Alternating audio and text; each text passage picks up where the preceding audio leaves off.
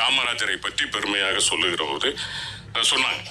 அதாவது பரமேஸ்வரன் அவர்களை அறநிலையத்துறை அமைச்சராக்கினார். உள்ள வரலாறு என்ன தெரியுமா?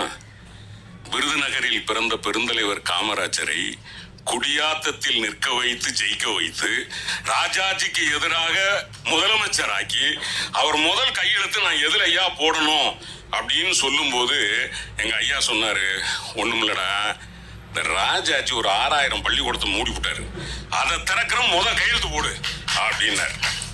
கையெழுத்து போட்டார். அமைச்சரா சேர்க்கணும் அப்படின்னு சொல்லும் போது ஐயா அந்த காமராஜர் பள்ளிக்கூடம் திறந்ததே பெரியார் சொல்லிதான் இல்ல, காமராஜர் பெரியாரின் சிஷியனாக இருந்தார். எனவே பெருந்தலைவர் காமராஜர் பரமேஸ்வரன் ஐயா அவர்களை அறநிலையத்துறை அமைச்சர் ஆக்கியதற்கு காரணம் திராவிட இயக்கத்தின் பிதாமகன் தந்தை பெரியார் என்பதை வரலாறு சொல்லுகிறது, நான் சொல்லல. அப்போ